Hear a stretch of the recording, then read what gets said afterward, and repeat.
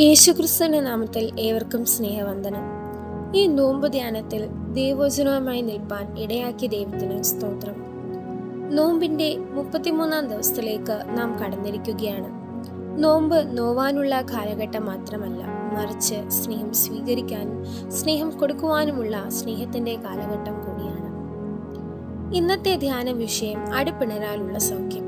അതിനായി ഞാൻ തിരഞ്ഞെടുത്തിരിക്കുന്ന വേദഭാഗം 1 പത്രോസ് 2:21 മുതൽ 25 വരെയുള്ള വാക്യങ്ങൾ.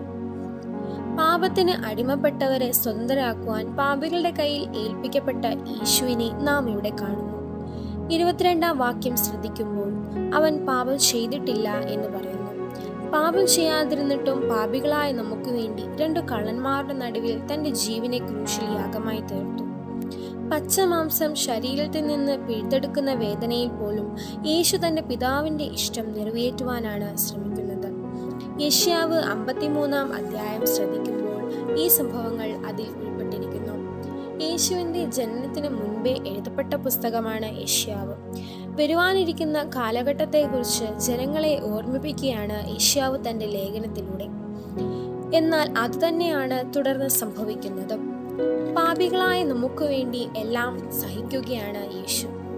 അവിടുത്തെ സഹായിക്കുവാനായി ആരും മുന്നോട്ട് വരുന്നില്ല.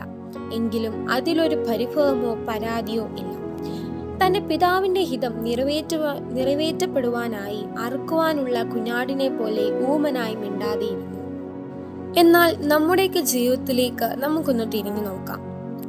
ചെറിയ വേദനകളും വിഷമതകളും വരുമ്പോൾ ദൈവത്തെ പോലും കുറ്റപ്പെടുത്തുന്നവരാണ് നമ്മൾ. ഒരു തരി പോലും ക്ഷമിക്കാനാവാതെ പ്രതികാര ബുദ്ധിയോടെ നോക്കിക്കാണുന്നവരാണ് മനുഷ്യർ.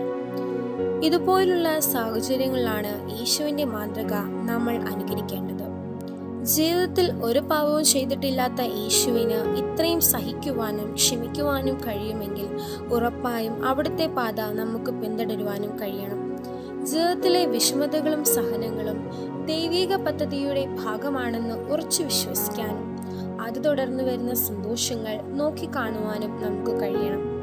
1 പത്രോസ് 2:24 വാക്യത്തിൽ നാം പാപം സംബന്ധിച്ച് മരിച്ച് നീതിക്ക് ജീവിക്കേണ്ടതിന് അവൻ തന്റെ ശരീരത്തിൽ നമ്മുടെ പാപങ്ങളെ ചുമന്നുകൊണ്ട് ക്രൂശിന്മേൽ കയറി അവന്റെ അടിപ്പിണരാൽ നിങ്ങൾക്ക് സൗഖ്യം വന്നിരിക്കുന്നു എന്ന് പത്രോസ് പ്രസ്താവിക്കുന്നു. ഇപ്രകാരം യേശു കർത്താവിന്റെ ക്രൂശിന്റെ ത്യാഗം ഹൃദയത്തിൽ ഉൾക്കൊള്ളുന്നതിലൂടെ നാം പുതിയ സൃഷ്ടിയായി മാറുന്നു. അവന്റെ ക്രൂശിന്റെ സഹനത്തിലൂടെ പാപത്തിന്റെയും മരണത്തിന്റെയും മേൽ നന്മയുടെ വിജയമാണെന്ന ബോധം നാം ഓരോരുത്തർക്കും മനസ്സിലാക്കാൻ കഴിയണം. അവിടുത്തെ അടിപ്പിണരാൽ സൗഖ്യം ലഭിച്ചുകൊണ്ട് പരസ്പരം സ്നേഹിച്ചും ക്ഷമിച്ചും ജീവിക്കാൻ കഴിയട്ടെ. പ്രാർത്ഥിക്കാം. കണ്ണുകളടയ്ക്കാം, തലകൾ വണക്കാം. കാരുണ്യവാനും മനസ്സലിവുള്ളവനുമായ നല്ല സ്വർഗസ്ഥ പിതാവേ, ഈ നോമ്പ് കാലത്ത് അങ്ങയോട് കൂടുതൽ അടുക്കുവാനും അങ്ങയിൽ വിശ്വസിച്ച് ജീവിപ്പാനും ക്രൂശെടുത്ത് അനുഗമിപ്പാനും സഹായിക്കണമേ. അങ്ങയുടെ അടിപ്പിണരാൽ ഞങ്ങൾക്ക് ഓരോരുത്തർക്കും സൗഖ്യം തരണമേ. ആമേൻ.